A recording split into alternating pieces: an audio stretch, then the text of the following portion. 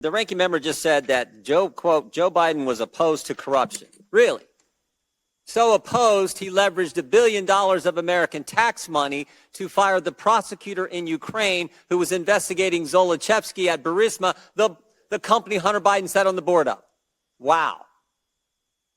And the prosecutor who replaced Shokin, that Mr. Parnas referenced in his opening statement, Mr. Lutsenko, guess what he did?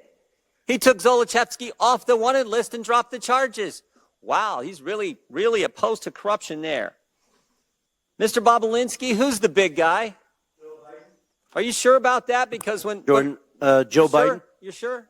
I'm 1,000% sure. Because when Hunter Biden did his deposition under oath, he said, I don't know who it is, even though he was copied on an email that said H will hold 10% for the big guy.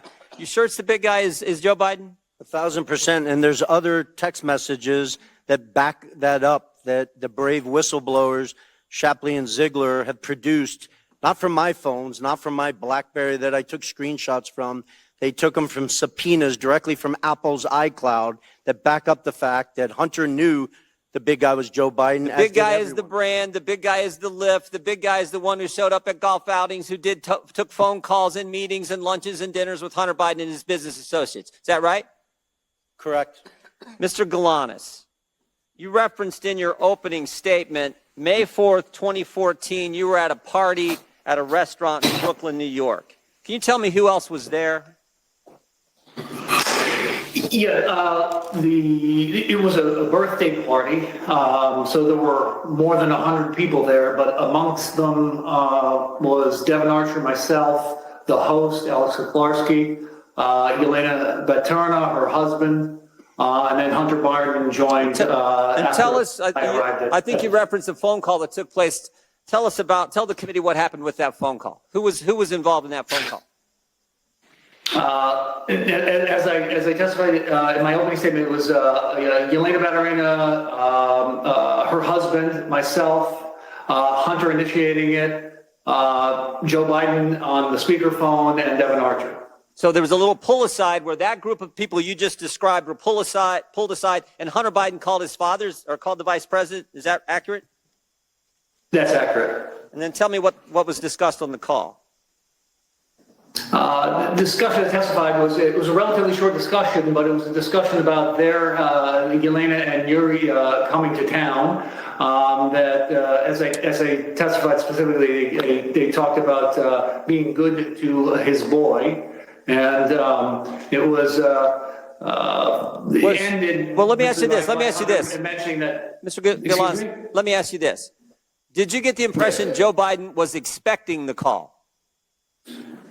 Yes, to me it was clearly set up ahead of time. It was an arranged call. So this was arranged, this was coordinated. Hunter Biden calls his father, then vice president, and I think in your deposition he said this, I'm here with our friends that I told you were coming to town. So it's our friends, and I told you this was going to happen, which suggests that it was most definitely coordinated. Is that accurate? That's accurate, yes. And again, can you tell the committee who Miss Baterina is again? A Russian billionaire, wife of the former mayor of Moscow, served for near 20 years as the mayor. She's the wealthiest woman in Russia. She'd already given money. Right. She'd already given money to Hunter Biden and his business before this meeting in May, and then subsequent to that meeting, she committed to give more money. Is that accurate? That's accurate. So subsequent to the coordinated call, the arranged call that Hunter Biden had with the Vice President of the United States, the wealthiest woman in Russia commits to give millions of dollars more to Hunter Biden's business. Is that all accurate, Mr. Galanis? That is accurate, yes. And again, this was a pull-aside done at this meeting, and you think and you know that it was coordinated. Is this what they call access to the brand, access to the Biden lift? Is that what you would describe it as, Mr. Galanis? I don't think there's any doubt that was the intent of the call and the objective, yes. And it followed the motto. It followed the statement that you all agreed to: say it, forget it, write it, regret it. This wasn't put in writing. This was a phone call on a speaker that was all. There's no writing about this. It was all done that way. That was how the business operated. Is that correct, Mr. Galanis? Yes. I yield back.